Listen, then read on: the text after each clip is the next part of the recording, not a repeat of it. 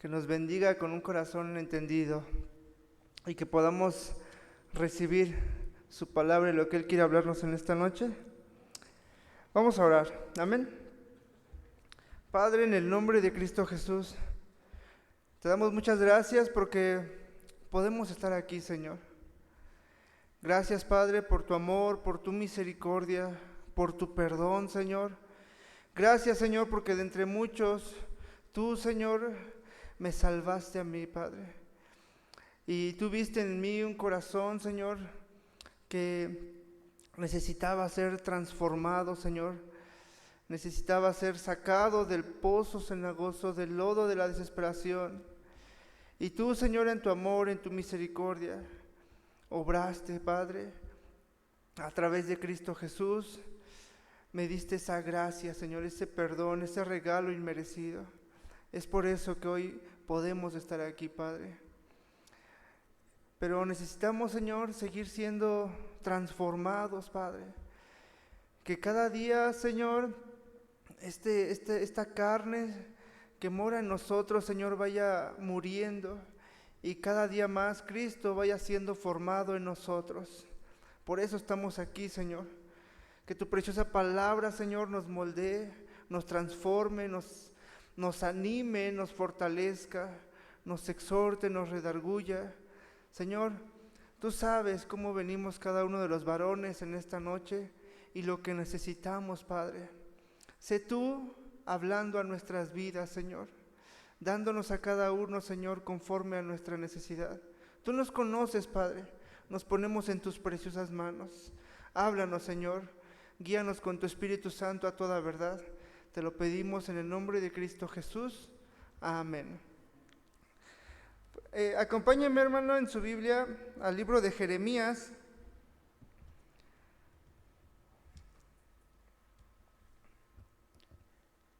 Jeremías, vamos a ver el capítulo 17.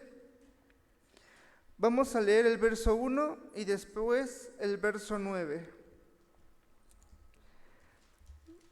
17:1 dice: el pecado de Judá escrito está con cincel de hierro y con punta de diamante, esculpido está en la tabla de su corazón y en los cuernos de sus altares. Y mire cómo dice el verso 9: engañoso es el corazón más que todas las cosas y perverso, ¿quién lo conocerá? Mire cómo inicia diciendo el pecado. En esta serie, hermanos, que el pastor inició hace unas reuniones atrás, mentiras que los hombres creen. Esa es nuestra serie, no sé si recuerdan. Y en las clases anteriores, en las reuniones anteriores que hemos tenido, el pastor nos ha hablado sobre mentiras o errores en las cuales como varones caemos o podríamos llegar a caer. Y entonces hemos sido confrontados con la verdad, con la palabra de Dios. ¿Sí? Y cuando nosotros somos confrontados con la verdad, esa es una oportunidad de Dios a nuestras vidas cristianas de reconocer cuál es nuestra condición, ¿verdad? ¿Cómo estamos delante de Dios? Y así, hermano, nosotros podamos arrepentirnos y volvernos a Dios, ¿sí? O si ya vamos bien ahí en el camino angosto, pues para que no nos desviemos, ¿verdad? Por eso somos confrontados con la verdad y para que podamos crecer en madurez en nuestra vida espiritual. Sí, entonces somos confrontados con la verdad, ¿para qué? Para que no caigamos en la mentira, en el error. Y si ya hemos caído, para que podamos salir de ella. ¿Sí? También se nos ha dado las herramientas para salir de estas mentiras, para combatirlas o para evitarlas. Y hoy vamos a ver, hermanos, la mentira del pecado. Ese es nuestro tema. Entonces mire cómo dice Jeremías 17:1, que en este contexto Jeremías está profetizando. Está hablando sobre el pecado y la idolatría del pueblo de Judá. Y vamos a analizar un poco lo que dice. Comienza diciendo: el pecado de Judá está escrito con cincel de hierro y con punta de diamante. Esta frase, hermanos, sugiere que el pecado del pueblo de Judá está tan firmemente grabado y marcado en sus corazones y en sus acciones. Y aquí Jeremías utiliza una imagen muy poderosa para transmitir la idea de que el pecado está profundamente arraigado en el corazón del pueblo, como si hubiera sido tallado en piedra con instrumentos muy duros y afilados. El pecado fue como esculpido en el corazón aquí dice, del pueblo de Judá. Dice la siguiente parte de este verso, dice: esculpido está en la tabla de su corazón. Esta parte del verso indica que el pecado no es algo superficial ni temporal, sino que está grabado en lo más profundo de sus corazones.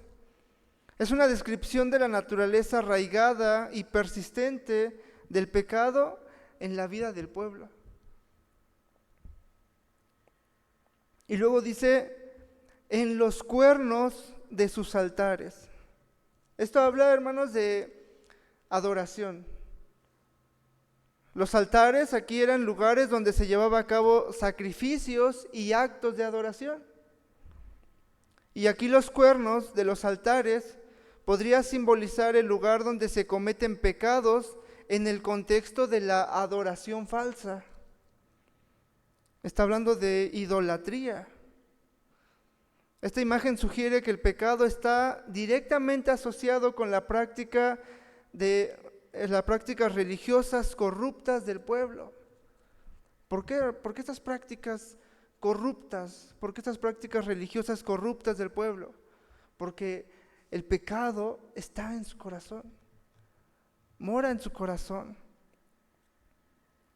Entonces, el pecado puede estar tan entrelazado con nuestra identidad, hermanos, y en nuestras acciones, que puede ser muy difícil de reconocer y puede ser muy difícil de entender completamente cuál es la realidad de nuestra condición humana. Podemos darnos una idea, hermanos. Según la palabra que alumbra nuestro entendimiento, podemos darnos una idea de cómo estamos.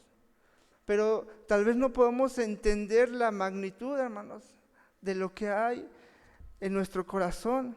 Es tal y tan grave, hermanos, que podemos creer que estamos bien cuando no lo estamos. A lo bueno, hermanos, le llamamos malo, y a lo malo le llamamos bueno. Es tan marcado el pecado en nuestro corazón que dice el verso 9 que puede engañarnos. Engañoso es el corazón más que todas las cosas. ¿Te han engañado alguna vez, hermano? ¿Te han dado un billete de a 500? Y de repente te das cuenta que no era verdadero, que era falso. Pero el billete se veía tan real. Tú lo viste de reojo y lo metiste a la bolsa porque creíste que era verdad. ¿Pero qué pasó? Te engañaron.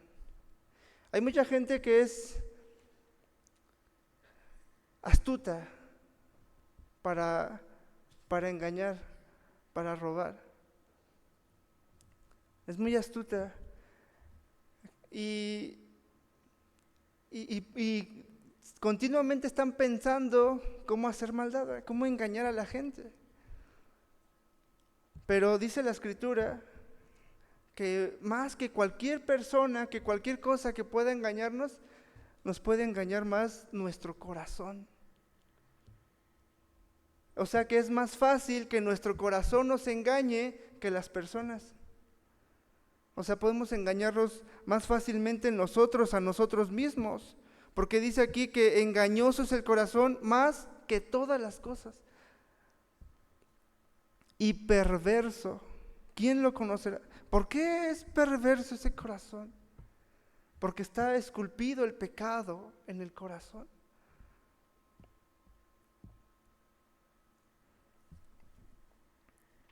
Se cuenta, hermanos, que Ramsés II o Ramsés el Grande, conocido gobernador de Egipto en el año 1200 antes de Cristo aproximadamente,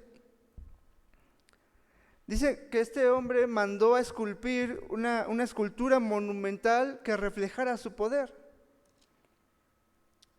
Y cuando la obra fue terminada, el faraón estaba decepcionado por la horrible escultura que habían hecho. Y entonces mandó que esa escultura fuera enterrada en un lugar muy oscuro y lejos y olvidado, lejos de los ojos del público. Y fíjense, hermanos, que nosotros como cristianos estamos siendo transformados por Dios. ¿Sí o no, hermanos? A través de la obra de Cristo Jesús. Su palabra, hermanos, como martillo, está cincelando nuestro duro corazón. Sin embargo, hermanos, hay áreas en nuestra vida que no soltamos tan fácil. Nos autojustificamos. Hay áreas en nuestra vida en las que pecamos y nos autojustificamos para no ser corregidos. O sea, no nos dejamos cincelar por la palabra de Dios en esa área. ¿Sí? Nos autojustificamos para no sentirnos mal. Nuestro corazón nos engaña, haciéndonos creer que ya cambiamos lo suficiente. O nuestro corazón nos dice que no es necesario ser tan radical. Que hay áreas que no necesitan ser cambiadas, que están bien. Hay áreas que no soltamos tan fácilmente. Fíjense, hermanos, que un pastor dijo que nuestro corazón es como una casa, con muchas habitaciones, donde hay una sala, un lugar donde recibimos a los invitados o a las visitas, y dejamos entrar algunas visitas a la sala, e incluso a otros les permitimos ir hasta la cocina, o les dejamos entrar a una de las habitaciones, porque sabemos que esa área, que esa habitación está presentable, está acomodado, está arreglado, y no nos causa vergüenza o molestia que lo vean. Pero hay otras que no mostramos porque están desarregladas. Y decía este pastor que incluso hay una habitación al fondo, un cuarto pequeño, donde guardamos todas las chácharas, una covachita, donde vamos y aventamos ahí todo lo que ya no utilizamos, lo que ya no sirve, o lo que algún día vamos a utilizar. Hacemos alguna reparación en casa y lo que nos sobra va ahí a ese cuartito, donde está totalmente desarreglado, donde hay telarañas, hay bichos, incluso hay ratas. Y ese lugar que rara la vez vamos nosotros, difícilmente dejamos entrar a alguien. No mostramos esa parte de nuestra vida, de nuestra casa. Simbólicamente mostramos solo las partes de nuestra vida que no nos avergüenza, que no avergüenza que nuestros conocidos sepan. Las dejamos entrar a la sala, a nuestros familiares, los dejamos entrar a otras habitaciones de nuestro corazón, A Dios lo dejamos entrar a todas las áreas de nuestras vidas, pero excepto a este cuarto. Todos saben, hermanos, que Dios tiene el poder de transformar todas las habitaciones de nuestro cuarto, de nuestra casa, de nuestro corazón. ¿Sí? Puede transformar todas las áreas de nuestra vida. ¿Sí o no, hermanos? Pero son pocos quienes dejan entrar a Dios hasta el cuarto del fondo, donde está lo peor de nosotros, aquello que nadie sabe. Se cuenta que un hombre llamado Samuel Clemens le gustaba jugar bromas y le jugó una broma a sus amigos, 12 de sus amigos, a quienes les envió un mensaje de texto y les dijo: huye de inmediato, todo se ha descubierto. Y sus amigos estaban temerosos. Algunos no querían salir de su casa, otros no querían llegar a su casa. Incluso dice que uno de ellos compró un boleto para salir de la ciudad. Si le hicieran esta broma a alguno de sus amigos, a alguno de sus compañeros o conocidos, probablemente nos reiríamos, ¿verdad? Nos causaría gracia. Pero esto no es divertido, hermanos. ¿Cuántos de nosotros al recibir tal mensaje temeríamos que se hubiera descubierto algún secreto vergonzoso?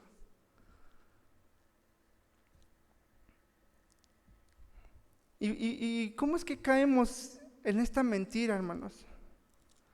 ¿Cómo es que llegamos a caer a esta mentira donde no nos dejamos ser transformados? Donde creemos que no importa que no seamos tan radical en los cambios en nuestra vida que necesitamos. Fíjense, hermanos, que caemos en el abuso de la gracia. Muchos cristianos abusan de la gracia.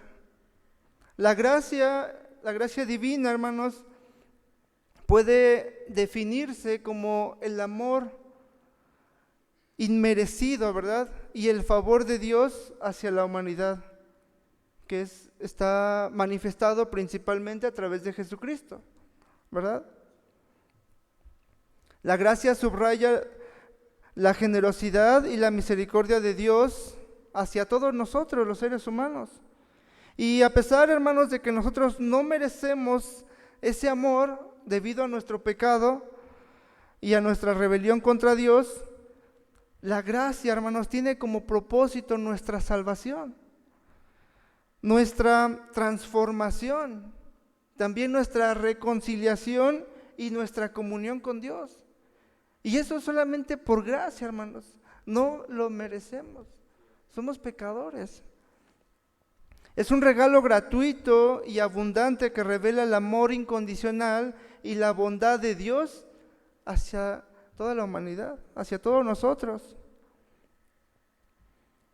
Entonces, una vez que esa gracia ha llegado a nosotros, hemos aceptado a Cristo en nuestro corazón, entonces empezamos a vivir en la gracia de Dios, en el amor inmerecido de Dios. Pero algunos cristianos, muchos, lamentablemente, malinterpretan la gracia de Dios como licencia para pecar. Una vez que conocemos a Dios y se nos ha dado una nueva naturaleza, ya no tenemos que pecar, hermanos. Gracias al poder del Espíritu Santo que ahora vive en nosotros, en nuestro corazón. ¿Sí? Nosotros ahora ya no somos impotentes.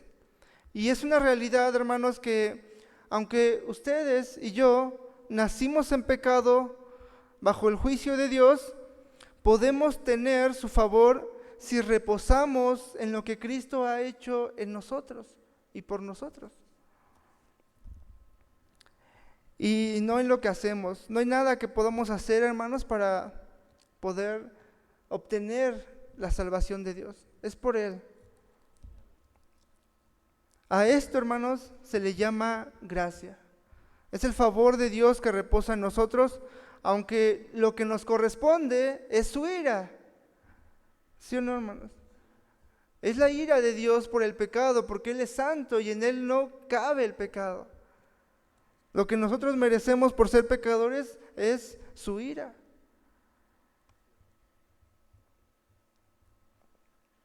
Hay muchos que andan ahí predicando. Dile al Señor que te bendiga. Tú eres hijo de Dios y te mereces la mejor casa. Eres hijo de Dios y te mereces el mejor carro. Tú pídele porque eres hijo de Dios. Tú eres hijo de Dios por su gracia y misericordia. Tú mereces su ira. Entonces, agradece a Dios. La gracia, hermanos, es algo espléndido, algo que agradeceremos por el resto de la eternidad. Sin embargo, hermanos, como todo buen regalo, se puede abusar de la gracia. Y ese es un peligro para nosotros. Alguien que no ha entendido la gracia de Dios y la libertad que ahora tiene en Cristo, cae en la práctica habitual del pecado, cae en libertinaje. Y un cristiano en libertinaje puede adoptar un estilo de vida caracterizado por la práctica habitual de algún pecado. Y esto puede incluir un comportamiento como la inmoralidad sexual.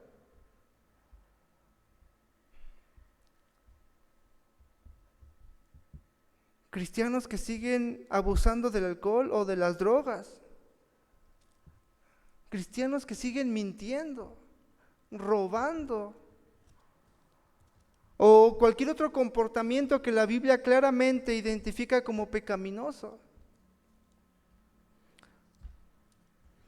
Entonces, una persona que no ha entendido la gracia de Dios tiene esta confusión entre libertad y libertinaje, licencia para pecar. La libertad en Cristo significa que fuimos liberados del poder del pecado y por ende de la condenación. Pero no es una excusa para seguir viviendo en pecado deliberadamente. Algunos cristianos pueden malinterpretar esta libertad, les decía, como licencia para hacer lo que quieran sin consecuencias espirituales.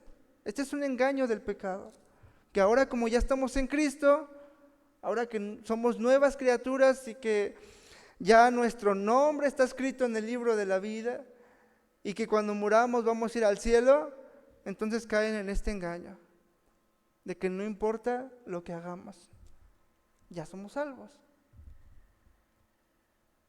Y ese es un engaño del pecado. ¿Y dónde está el pecado, hermanos? En nuestro corazón. Alguien que no ha entendido la gracia de Dios abusará de la gracia.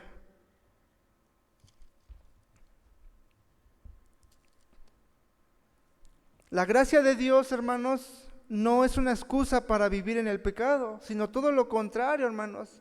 Es un llamado a vivir en santidad y en obediencia a Dios.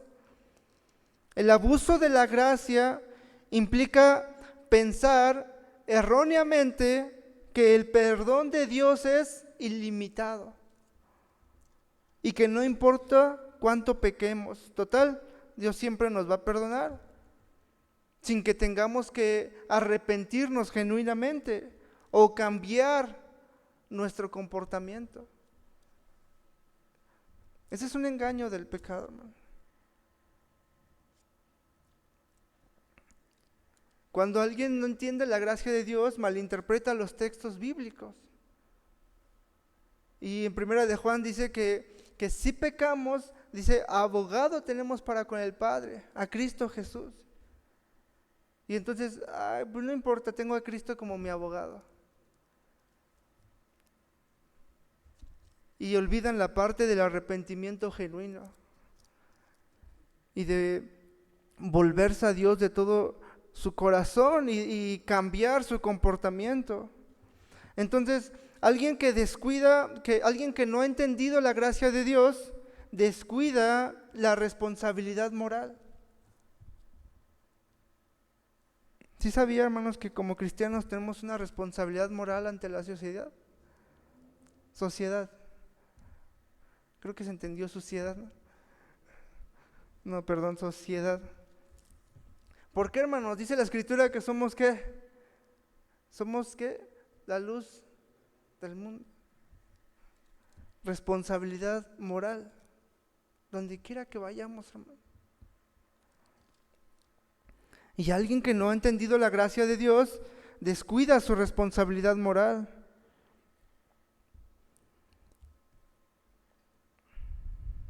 Y esto puede llevarlos a una actitud de indiferencia hacia el pecado o a una falta de compromiso con una vida de obediencia a los mandamientos de Dios. Entonces, alguien que no entiende la gracia de Dios ignora las advertencias bíblicas. Mire lo que dice Gálatas capítulo 5, verso 13.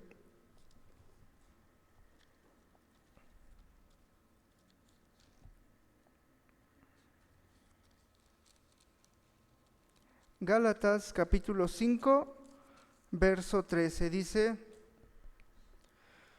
porque vosotros, hermanos, a libertad fuisteis llamados, solamente que no uséis la libertad como ocasión para la carne, sino servíos por amor los unos a los otros. Entonces fuimos llamados ¿a qué, hermanos? A libertad, no al libertinaje. Debemos de tener cuidado entonces de no usar la libertad como ocasión para la carne. Entonces alguien que no ha entendido, hermanos, la gracia de Dios, por consecuencia vivirá de esta manera. Alguien que no ha entendido la gracia de Dios vivirá de esta manera y por consecuencia tendrá una falta de crecimiento espiritual. ¿Han visto cristianos? 30 años siendo cristianos y no hay una madurez.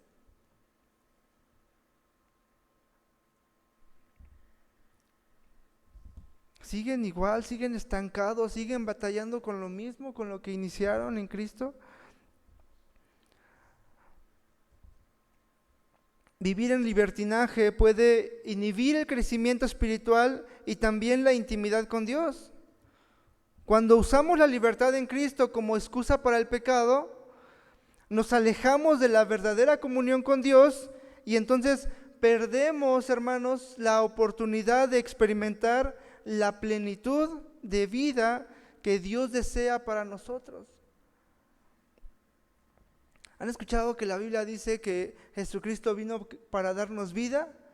¿Y qué? Y vida en abundancia. Y muchos cristianos se están perdiendo de esa vida en abundancia. Y piensan que la vida en abundancia es esto. No entienden. No entienden que eso es temporal, eso es pasajero, hermanos.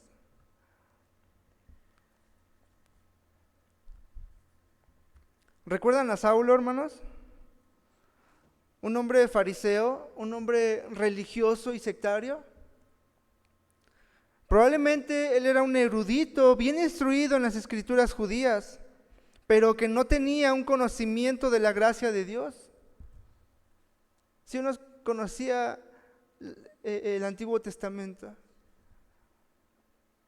pero ¿a cuántos cristianos no persiguió? No entendía la gracia de Dios, pero Dios tuvo gracia con él, le manifestó su gracia. Y entonces Saulo experimentó el poder transformador de la gracia. Y se convirtió, ¿verdad? y ahora lo conocemos como Pablo, y escribió muchas cartas a los cristianos en Efesio, en la iglesia que estaba en Éfeso, en los Corintios, a Gálatas, y Pablo entendió que puede abusarse de la gracia. Y fue una preocupación que él tuvo y que confrontó sin rodeos en las iglesias del Nuevo Testamento. Solamente vamos a ver un ejemplo. Vamos a Corintios. Acompáñame a Corintios, por favor, capítulo 5. Sí, Primera de Corintios, capítulo 5, verso 1 y 2. Dice: de cierto se oye que hay entre vosotros fornicación, y tal fornicación cual ni aun se nombre entre los gentiles, tanto que alguno tiene la mujer de su padre. Y vosotros estáis envanecidos. ¿No debierais más bien haberos lamentado, para que fuese quitado de en medio de vosotros el que cometió tal acción?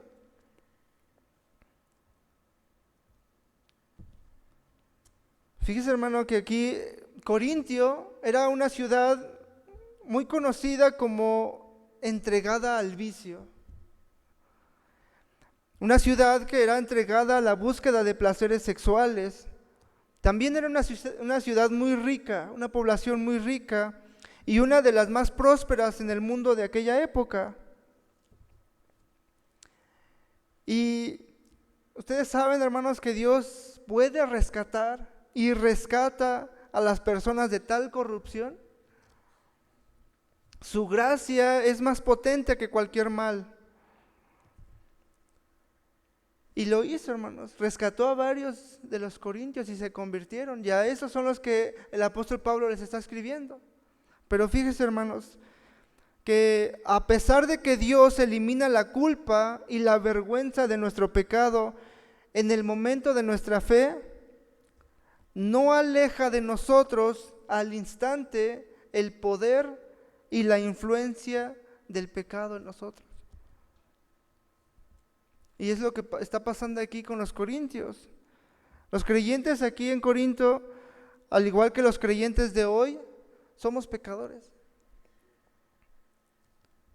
Y ellos, los corintios, antes y después de recibir a Cristo, seguían en pecado, hermanos.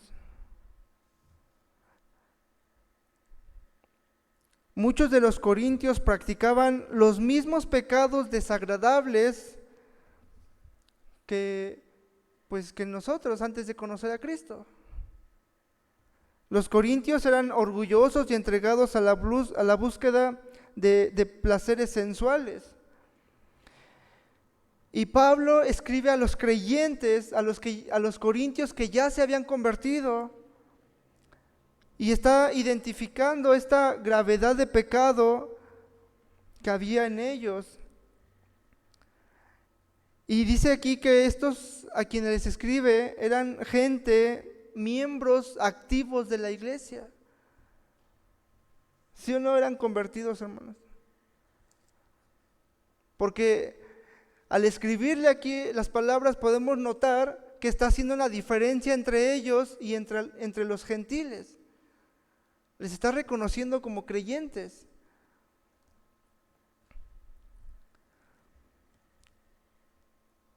Y entonces expone la gravedad del pecado que hay entre los creyentes en la iglesia de Corinto. Y le dice: de cierto se oye que hay entre vosotros fornicación. Y fornicación tal cual que ni aún se nombra entre los gentiles. Lo que está diciendo Pablo es que ni los del mundo se comportan así. ¿Qué les pasa, cristianos?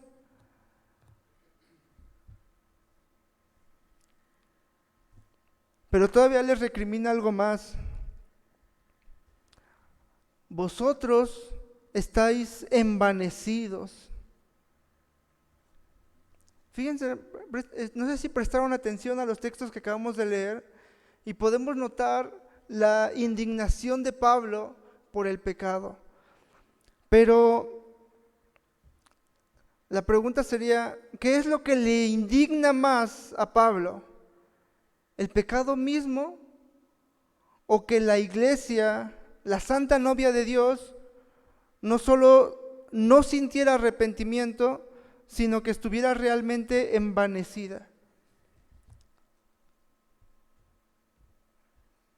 Pablo está más indignado por el joven pecador que está saliendo con su madrastra, o está más indignado porque la iglesia permite a un cristiano en la congregación así y no corrigen su pecado y lo dejan seguir igual. Total, Dios es amor. ¿Quién soy yo para juzgarlo? Ese es el pensamiento que podemos notar en los corintios. Eso es lo que se refiere a que están envanecidos. Están orgullosos de tal escándalo. En sus mentes se les mostraba claramente la opinión que tenían de la gracia. La estaban viendo como una licencia para pecar.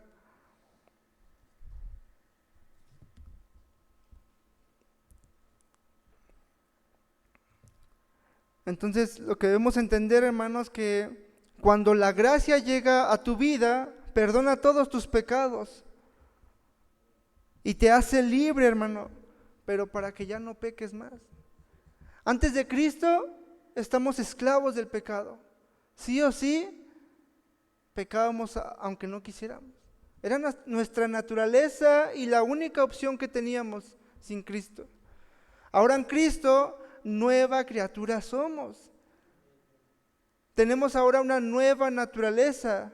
Ahora en Cristo tenemos una segunda opción, libertad para decidir si pecar o ya no pecar. Y ahora tenemos el poder de ya no pecar, porque el Espíritu Santo mora en nosotros. Esa es la gracia de Dios. Pero debemos de tener cuidado, hermanos, de no abusar de la gracia de Dios. Hay una consecuencia del abuso de la gracia de Dios. Alguien que abusa de la gracia de Dios comenzará alejándose de la voluntad de Dios. La voluntad de Dios, ¿saben cómo es, hermanos? Es buena, agradable y perfecta. Y alguien que abusa de la gracia se empezará a alejar de la voluntad perfecta de Dios. Se empezará a alejar de la buena voluntad de Dios y de la agradable voluntad de Dios. Esa es una consecuencia, hermanos, del abuso de la gracia. Otra consecuencia es que se va a distorsionar el carácter cristiano.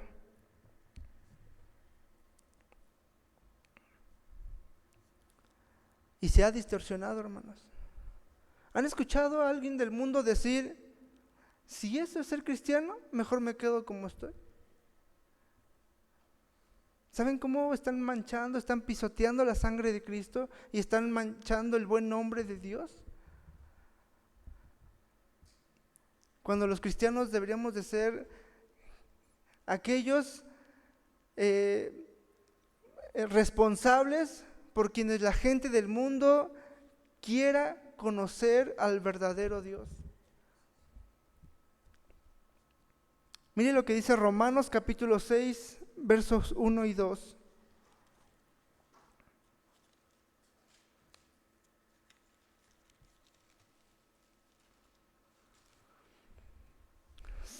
Romanos 6, verso 1, dice, ¿qué pues diremos?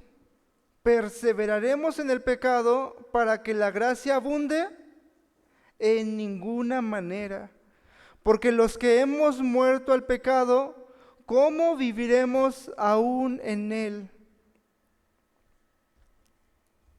Fíjense, hermanos, cómo empieza el apóstol Pablo en este versículo?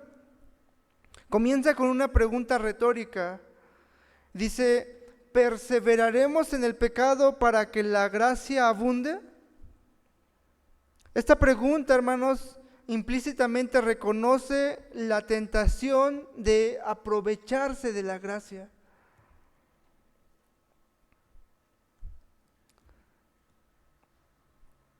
Es un rechazo del abuso de la gracia, hermanos. Esto es alguien que abusa de la gracia, se justifica para seguir con su estilo de vida pecaminoso. Como cristianos, hermanos, debemos de rechazar esta mentalidad y comprender que la gracia no es una excusa para pecar. El texto continúa con la afirmación de que los creyentes han muerto al pecado y han resucitado con Cristo. Esto implica, hermanos, una transformación radical en la vida del creyente, donde el poder del pecado ya no tiene dominio sobre ellos. ¿Sobre quién, hermanos? Sobre los creyentes, sobre los que han aceptado a Cristo. Aplicar esto significa reconocer nuestra nueva identidad en Cristo y vivir en consecuencia con ella. Debemos entonces de identificarnos con la muerte y la resurrección de Cristo. Y debemos de tener una vida en conformidad con la voluntad de Dios. El apóstol Pablo vuelve a preguntar retóricamente, ¿cómo viviremos aún en él? Hablando del pecado. Si ya hemos muerto al pecado, ¿cómo viviremos aún en él? Y esta pregunta apunta a la incongruencia de la vida, a la vida de un cristiano que sigue entregada al pecado después de haber sido liberado del pecado por la gracia de Dios. Entonces, como cristianos, hermanos, estamos llamados a vivir en conformidad con la voluntad de Dios, lo cual implica, hermanos, apartarnos del pecado y buscar la santidad, sin la cual nadie, ¿qué dice? Le verá. A veces, hermanos, no le damos la importancia o el valor a estas declaraciones de la palabra de Dios.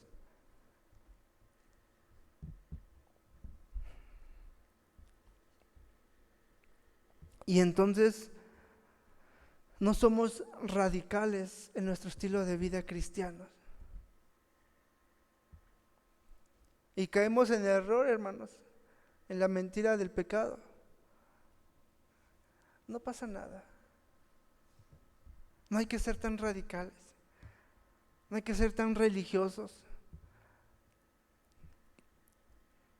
Te van a tachar de legalista. Pero alguien que ha entendido, hermanos, la gracia de Dios debe tener un testimonio del carácter transformado.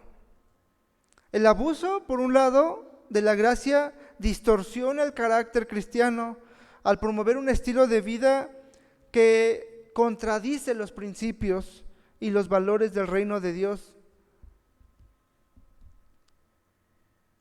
Cristianos hipócritas que dicen una cosa pero viven otra. No, hermanos, nosotros no debemos de ser así. Nosotros debemos de vivir en respuesta a la gracia de Dios, y esto implica reflejar el carácter de Cristo en nuestras vidas. ¿Y cómo se va a manifestar eso, hermanos? Pues mostrando el amor, la justicia, el perdón, la compasión hacia los demás. Cuando los matrimonios, hermanos, dentro de la iglesia están marcados por la fidelidad, el amor y la pureza, esto proporciona un poderoso testimonio del amor de Dios y su capacidad para transformar vidas. Esto hace que otros matrimonios quieran lo que los matrimonios cristianos tienen. No saben lo que es, pero lo quieren. Quieren vivir así, piensan que el matrimonio cristiano no tiene problemas, que viven así 20, 25 años de matrimonios y todavía se ven enamorados. Y no sé qué es lo que más los matrimonios del mundo ven en un cristiano, pero ese testimonio hace que ellos quieran acercarse a Dios. Por otro lado, hermanos, la tolerancia del pecado y la vida inmoral dentro de los matrimonios cristianos puede socavar este testimonio y distorsionar la imagen de la fe. ¿Sí? En otras palabras, un matrimonio cristiano de buen testimonio será luz en medio de las tinieblas para otros matrimonios que están perdidos en esta sociedad. Mientras que un matrimonio con un mal testimonio será piedra de tropiezo para los del mundo y hará que muchos matrimonios no quieran nada con Dios. Entonces, Pablo exhorta a la iglesia a tomar en serio la responsabilidad de juzgar y corregir el pecado dentro de la iglesia, dentro de la comunidad. Está exhortando a la iglesia más que al joven que está pecando. Porque si él está pecando, no ha entendido el evangelio, pero la iglesia lo está permitiendo. No le está enseñando, no le está hablando la palabra de Dios, no le está mostrando la responsabilidad de la gracia de Dios, de vivir en libertad y no caer en libertinaje.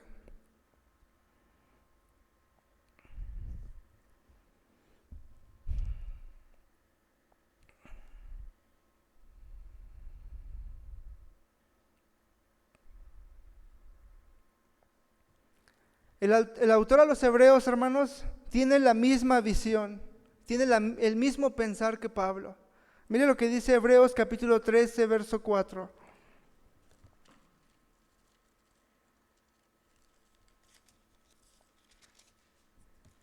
Hebreos 13, verso 4.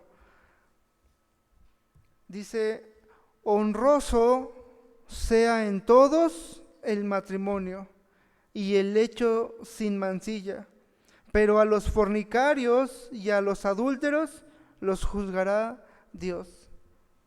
¿No es lo mismo que el apóstol Pablo nos está enseñando?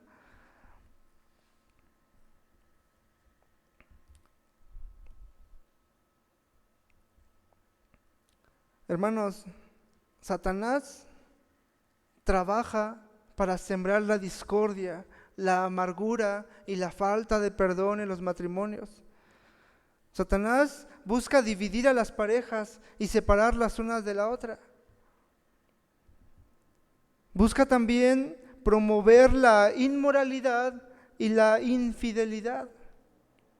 Incita a la tentación, llevando a los cónyuges a participar en relaciones extramatrimoniales que socavan la fidelidad y la confianza en el matrimonio. Hermanos, Satanás no está jugando. Él realmente quiere vernos destruidos. Quiere ver a nuestros matrimonios acabados.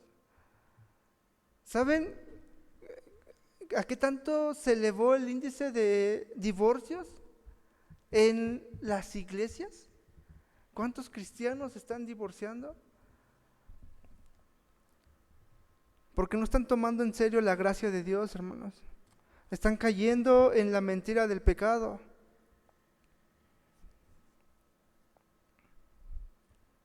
Satanás trabaja para minar la unidad espiritual, trabaja para debilitar la unidad dentro del matrimonio, fomenta la falta de compromiso con Dios y el descuido de la vida espiritual en pareja.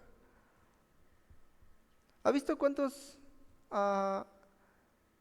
hombres y mujeres asistan a la congregación y su pareja o no es creyente o está alejada de Dios?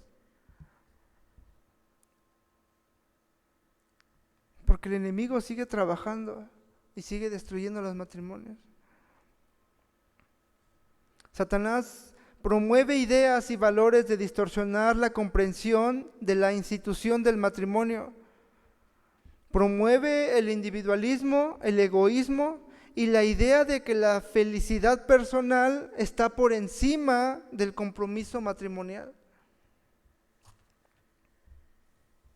Hay varones que dejan a su esposa en la casa y se van al partido de fútbol.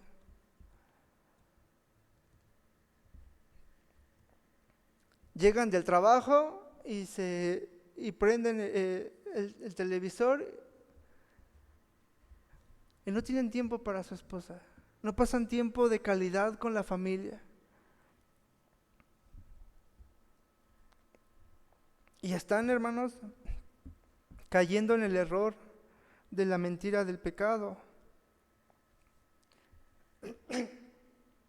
Como cristianos, hermanos, nosotros debemos de identificar las mentiras que nos llevan al pecado en el matrimonio. Vamos a Mateo capítulo 5, verso 27.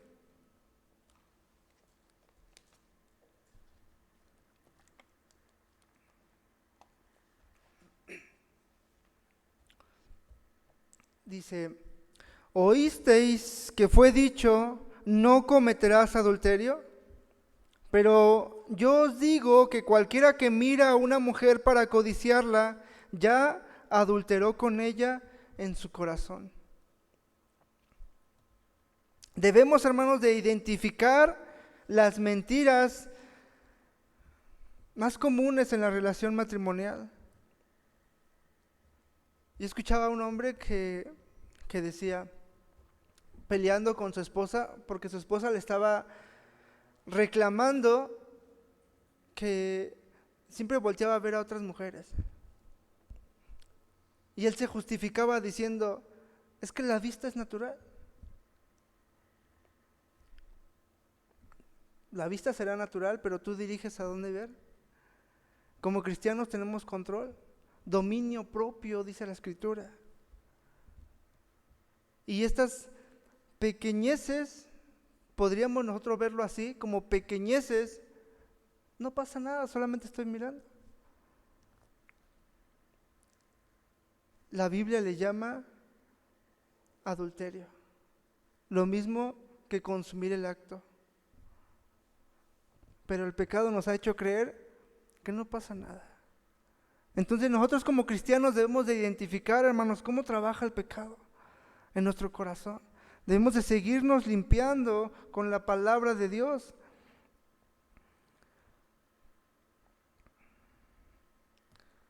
Entonces, la mentira que nos enseña aquí, que nos llevan al pecado en el matrimonio, es la infidelidad emocional o física no es tan grave como parece. Esa es una mentira que a veces podemos llegar a creer. Otra mentira es la felicidad personal es más importante en el matrimonio.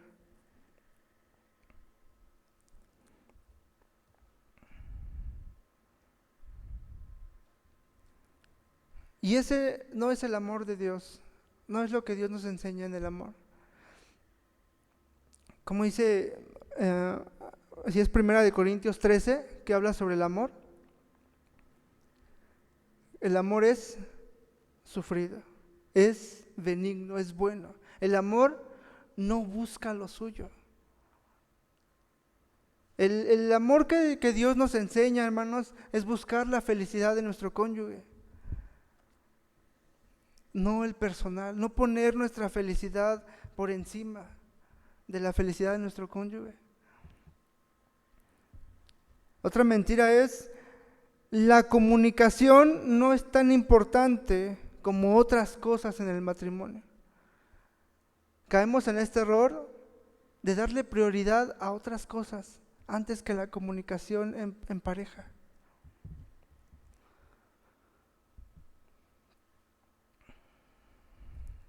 Efesios 4:25 dice, por lo cual, desechando la mentira, hablad verdad cada uno con su prójimo, porque somos miembros los unos de los otros.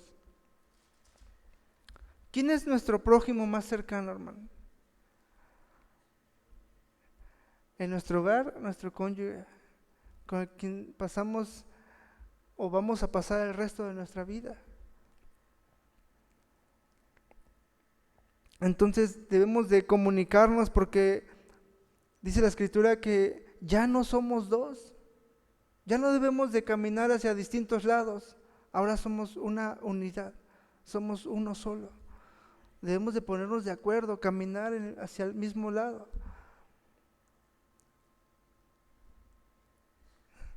A la hora de corregir a los hijos, mamá dice que sí, papá dice que no. Y los hijos se aprovechan de eso y van siempre con el que dice que sí, pues por su conveniencia. Pero se debe, hermanos, de equilibrar. El matrimonio debe de platicar. A ver, ¿tú por qué dices que sí? No, pues que tienen que vivir su vida, tienen que aprender, ¿tú por qué dices que no? No, porque no es correcto, tienen que priorizar la palabra de Dios, tenemos que cuidar su vida cristiana, la película que quieren ver, tenemos que estudiarla, que no, etcétera, hermanos, ponerse de acuerdo, platicar en cualquier asunto, en la economía, en el hogar, con los hijos, etcétera, hermanos, de cualquier tema debemos de estar en un mismo sentir con nuestro cónyuge. Y el enemigo está trabajando sin piedad contra él. No hay comunicación, hermanos. Muchos matrimonios solamente están juntos porque están los hijos. Hay mujeres que dicen, yo no me voy por mis hijos. Y cuando el último de los hijos se casa, se separan. Ya no hay nada que me ate a ti. ¿Por qué, hermanos? Porque ahora son desconocidos. Pero los matrimonios cristianos no debe de ser así, no debería ser así. Entonces dice Hebreos 13:4, honroso sea en todos el matrimonio. Aquí está enfatizando la santidad del matrimonio. El autor a los Hebreos reconoce el matrimonio como una institución sagrada. ¿Quién instituyó el matrimonio, hermanos? ¿Algún hombre de los antepasados, de los que evolucionaron, dijo, ¿y si nos casamos? ¿Qué pasaría si una mujer y un hombre se casan? Y el líder de la tribu que los declare marido y mujer. No, hermanos, a ningún hombre se le ocurrió esto. Esto Dios lo instituyó. Es una idea de Dios. Nació en el corazón de Dios. El matrimonio es una idea de Dios. Es una institución de parte de Dios. Por eso, como viene de un Dios santo, el matrimonio, ¿qué tiene que ser? Honroso sea el matrimonio. Tenemos que cuidar, hermanos, la santidad en el matrimonio. El matrimonio es digna de honor y respeto, hermanos, en todas las culturas y sociedades. El matrimonio es una bendición de Dios que refleja la relación entre Cristo y su iglesia. Por lo tanto, debe de ser tratada con reverencia y cuidado. El autor a los Hebreos insta a la pureza sexual. El texto también enfatiza la importancia, hermanos, de mantener el lecho matrimonial, dice, sin mancilla, lo que significa que la intimidad sexual debe de reservarse exclusivamente para el matrimonio. Esto se alinea con la enseñanza bíblica de la pureza sexual y la fidelidad conyugal. También el texto advierte sobre las consecuencias del pecado sexual. El versículo advierte, hermanos, que los fornicarios, las personas que participan en relaciones sexuales antes del matrimonio, y los adúlteros, las personas que participan en relaciones sexuales fuera del matrimonio, serán juzgados por Dios. Esto resalta, hermanos, las serias consecuencias espirituales del pecado sexual. y la necesidad de vivir la conformidad con los estándares de la santidad de Dios.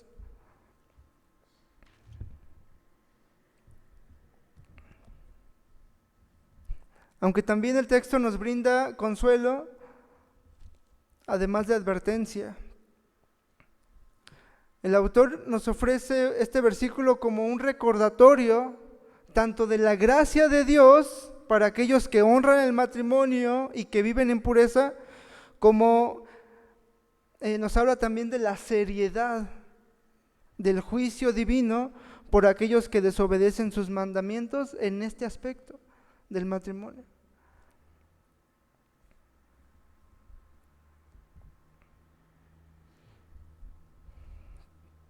Es difícil, hermanos, vivir con nuestro cónyuge, con nuestra esposa, tener comunicación, vivir en santidad.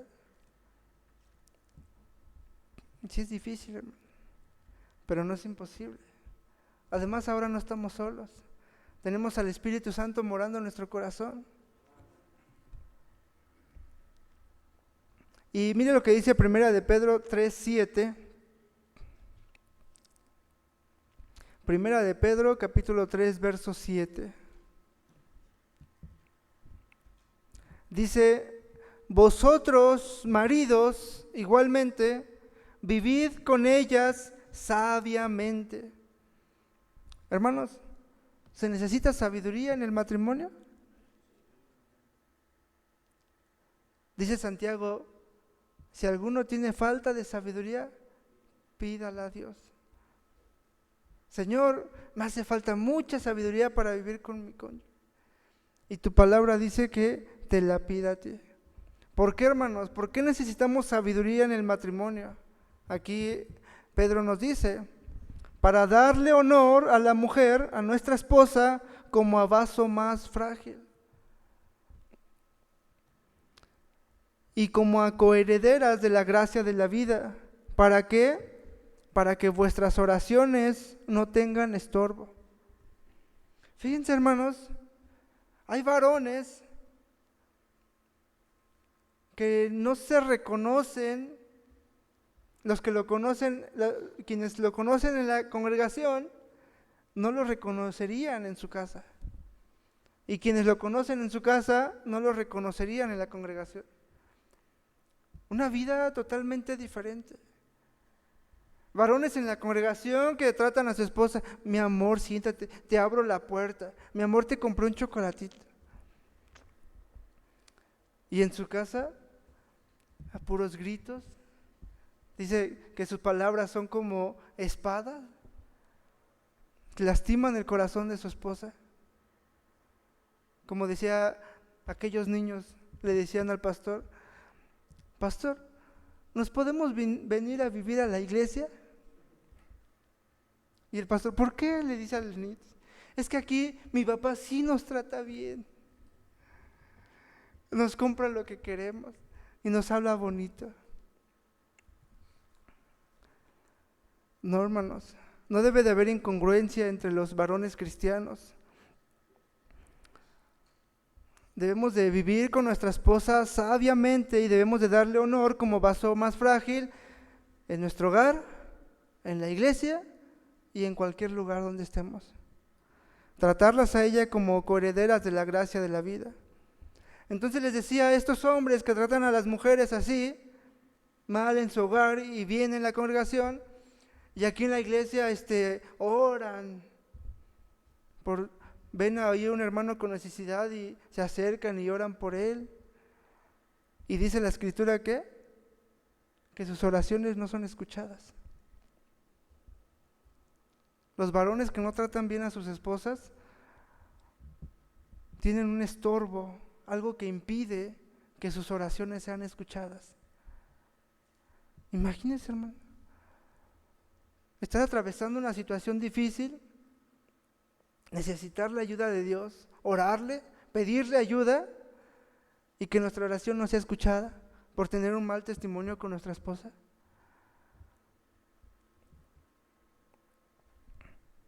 Debemos entonces amar a nuestra esposa con un amor sacrificial, como Cristo amó a la iglesia y se entregó por ella. Efesios 5:25. Debemos de tratar a nuestra esposa con ternura y comprensión, reconociendo su valor como compañeras y coherederas de la gracia de la vida. Debemos de proteger su bienestar físico, emocional y espiritual, siendo sensibles a sus necesidades y preocupaciones. Debemos demostrarle respeto y aprecio en todas las circunstancias, elevando sus voces y valorando sus opiniones. A veces las espositas hablan mucho, ¿verdad? Y a veces ya no queremos escucharlas. Venimos cansados del trabajo o tenemos alguna situación con la que estamos ahí pensando. Nosotros como varones nos concentramos mucho en una cosa, ¿verdad?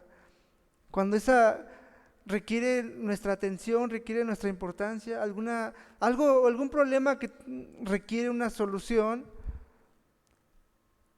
o algo que está robándonos nuestra paz, nuestra tranquilidad, y nos enfocamos solamente en eso, hermano. Y la esposa nos está hablando y nosotros vemos que sus labios se mueven, pero no estamos escuchando, no estamos prestando atención. Y luego las esposas lo saben y nos hacen preguntas. Y no sabemos responderles porque no escuchamos, no valoramos sus opiniones.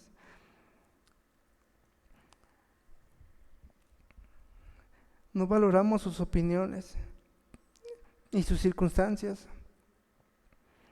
Fíjense, hermanos, que a veces Dios nos habla mucho a través de nuestra esposa. Entonces nosotros debemos de lavar a nuestras esposas con la palabra de Dios para que sus consejos provengan de Dios. Porque a veces sus consejos provienen de sus emociones. Y cuando no les hacemos caso, cuando no tomamos en cuenta sus consejos, pues se sienten menospreciadas. Pero ahí es donde nosotros tenemos que lavarlas con la palabra, guiarlas, instruirlas, para que cuando nos den consejos, porque a veces son muy buenos sus consejos, nos libran de muchas cosas.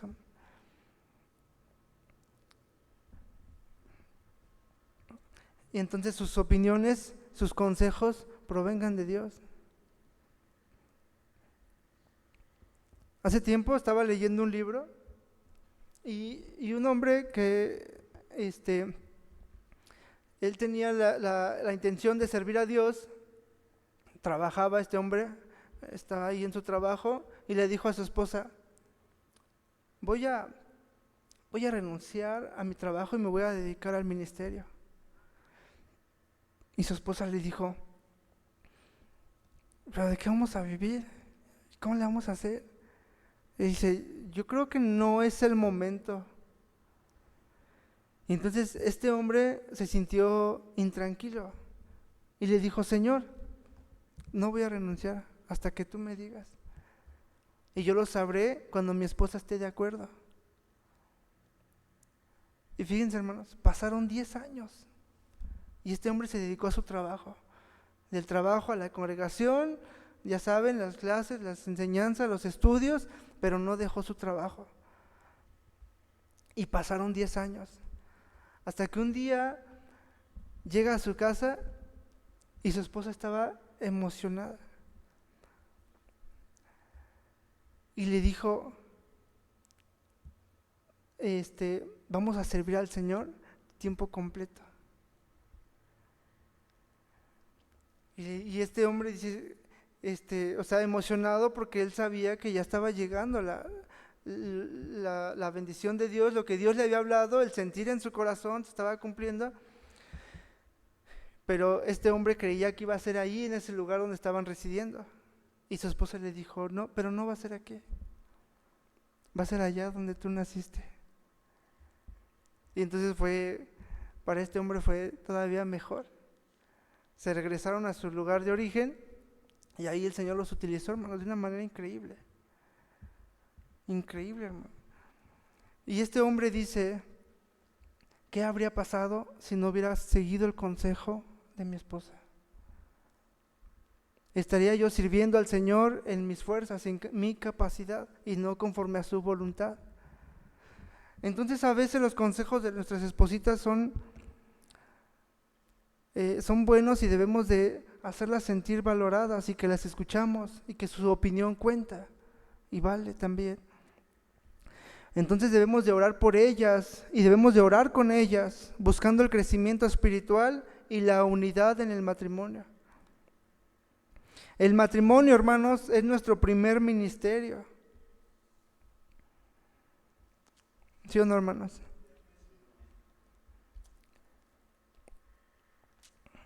Por último, hermanos, mentiras que nos alejan de la santidad.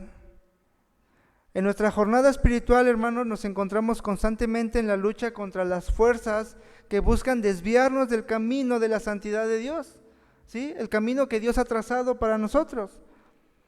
Y estas son algunas de las mentiras, hermanos, que lamentablemente pueden apartarnos de vivir una vida santa. Alguien puede creer que puede vivir en pecado y aún así ser aceptado por Dios.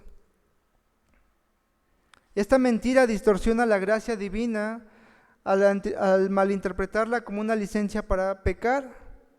Contrario a eso, hermanos, Dios nos llama a apartarnos del pecado y a buscar la santidad en todo nuestro estilo de vida, en todo lo que hacemos, en todo lo que pensamos, en todo lo que decimos. Otra mentira es que mi pecado no afecta a nadie. ¿Han escuchado a los jóvenes que dicen, es mi vida, no te metas en mi vida? Porque inmaduramente tienen la idea de que es su vida y lo que ellos hagan solamente les concierne a ellos. Y las consecuencias solamente les afecta a ellos. Inmaduramente piensas, y un cristiano inmaduro piensa igual, que su pecado solamente le afecta a él. A menudo nos engañamos pensando que nuestras decisiones pecaminosas solo nos conciernen a nosotros mismos. Sin embargo, el pecado, hermanos, tiene consecuencias que pueden afectar a nuestra familia, incluso a nuestros amigos y también incluso a nuestra comunidad. ¿Sí? Porque nuestro testimonio puede entorpecer que otros quieran conocer a Dios. Otra mentira, hermanos, es que se puede llegar a pensar que la santidad es imposible en este mundo. Oye, hermano, hace rato dijiste que el pecado está tallado en nuestro corazón y que cuando venimos a Cristo, aún así hay pecado en nuestro corazón con el cual batallamos todos los días. Entonces, ¿cómo vamos a vivir en santidad? Muchas veces, hermanos, nos desanimamos pensando que vivir una vida santa es una meta inalcanzable en medio de un mundo lleno de pecado y lleno de tentaciones. Prendemos el celular y ya somos tentados. Lleno de tentaciones está este mundo para los cristianos. Pero fíjense, hermanos, Dios nos llama a hacer luz en la oscuridad.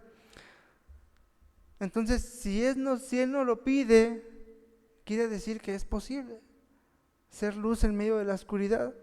También Él nos da de su Espíritu Santo que nos capacita en nuestra lucha diaria con el pecado. Mateo 5, 14 al 16 y Filipenses 4, 13.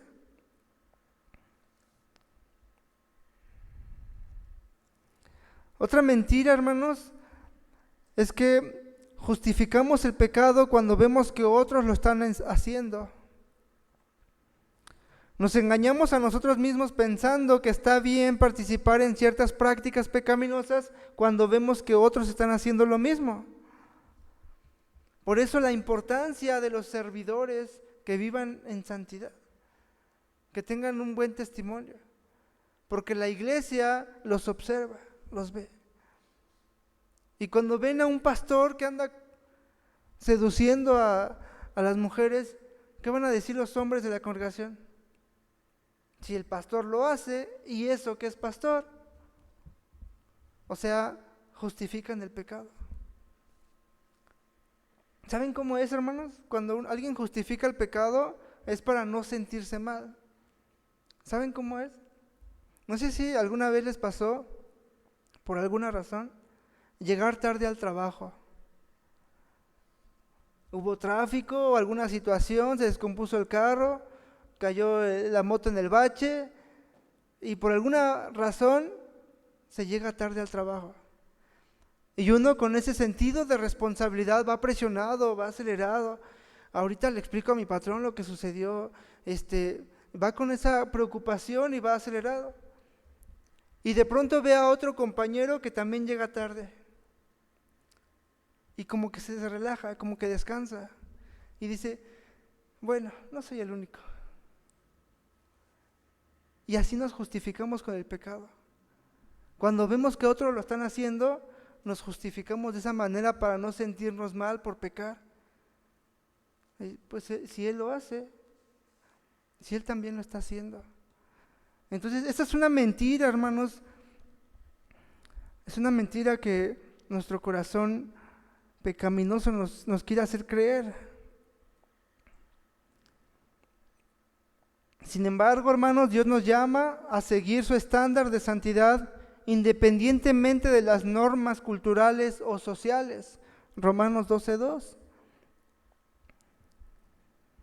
Otra mentira puede ser que Dios no se preocupa por los detalles de mi vida. Esta mentira minimiza el interés y el cuidado de Dios que tiene por nosotros. Él se preocupa por cada aspecto, hermanos, de nuestra vida, incluso en los detalles más pequeños, y nos llama a vivir en obediencia y fidelidad en todas las cosas. Dice la palabra, en lo poco me fuiste fiel, en lo más insignificante, por así decirlo, para nosotros, en pequeñeces me fuiste fiel, en lo mucho te pondré. Dios tiene cuidado incluso de los detalles. En conclusión, hermanos, es vital reconocer y confrontar las mentiras que pueden alejarnos del camino de santidad. Estas falsedades, hermanos, distorsionan nuestra comprensión de la gracia divina, minimizan las consecuencias del pecado y erosionan, hermano, nuestra confianza en el poder transformador de Dios en nuestras vidas. La verdad de la palabra de Dios, hermanos, es nuestra arma contra estas mentiras. Dios nos llama a apartarnos del pecado y a buscar la santidad en todas nuestras acciones, confiando en su gracia y en el poder del Espíritu Santo que mora en nosotros, hermanos. Fíjense cómo la Trinidad obra en nuestra vida para que seamos salvos y vivamos en santidad y seamos transformados. La Trinidad, hermanos, trabajando así como trabajaron juntos en la creación,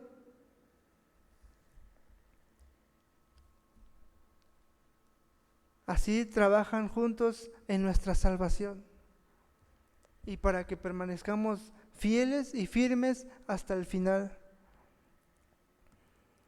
Entonces Dios nos llama a apartarnos del pecado y a buscar la santidad en todas nuestras acciones, confiando en su gracia y en el poder del Espíritu Santo que ahora mora en nosotros. Aunque vivamos en este mundo caído, hermanos, podremos enfrentar las tentaciones constantes. Podemos ser luz en la oscuridad y testimonio. Podemos ser de testimonio vivo de la obra redentora de Dios, lo que ha hecho en nuestras vidas, hermanos. Por lo tanto, hermanos, mantengámonos firmes en la verdad de Dios. Rechacemos, hermano, toda mentira del enemigo y perseveremos, hermano, en nuestra búsqueda de una vida santa que glorifique a Dios. Y no bajemos la guardia, hermanos. La Biblia dice que el enemigo es padre de mentira y no hay ninguna verdad en él. Nada que venga de Satanás, hermanos, puede ser verdadero. Puede ser para nuestro bien, para nuestra madurez espiritual, para ayudarnos a crecer en la fe, para ayudarnos a vivir en santidad. Nada que provenga del enemigo, hermano. Entonces nosotros debemos de tener discernimiento para saber cuando algún pensamiento proviene del enemigo. Amén, hermanos. Vamos a ponernos de pie, por favor.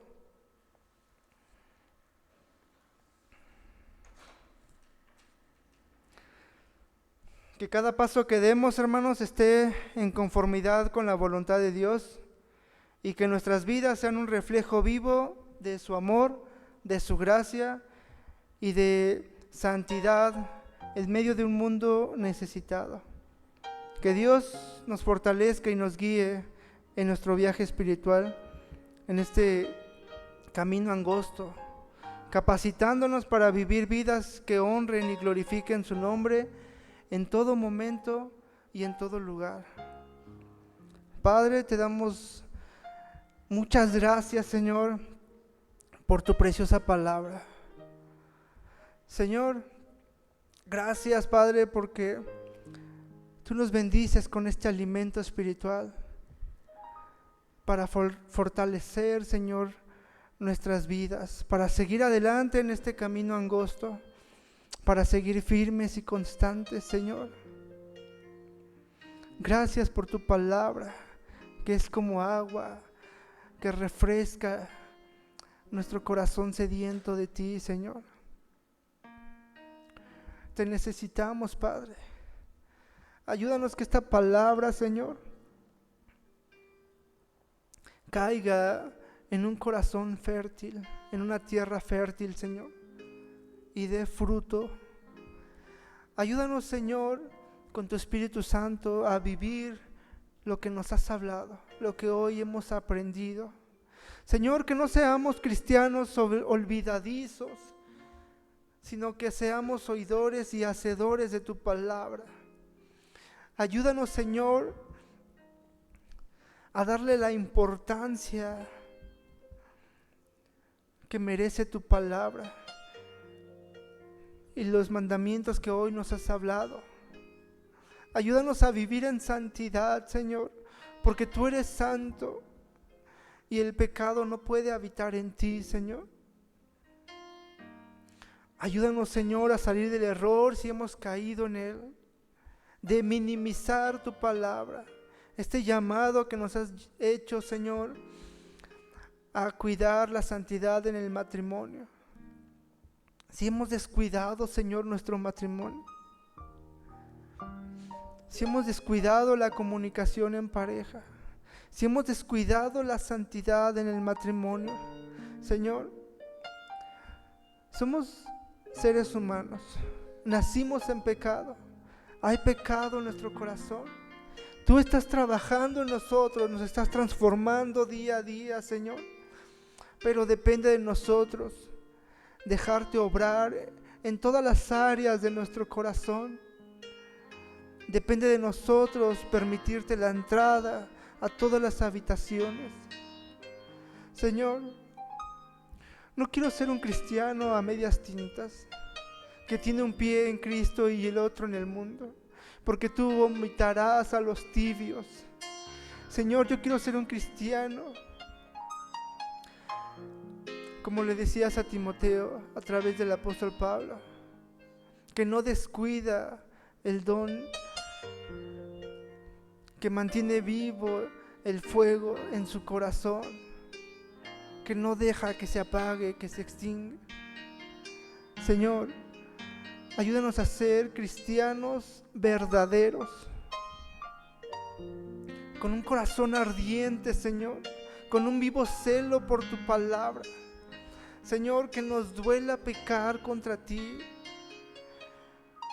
que busquemos, Señor, ser de testimonio donde quiera que estemos, que tu carácter, Señor, se refleje en nuestras vidas, en lo que hacemos, en lo que decimos, incluso, Señor, cuando nadie nos ve, en lo que pensamos, Señor, tú seas glorificado y exaltado.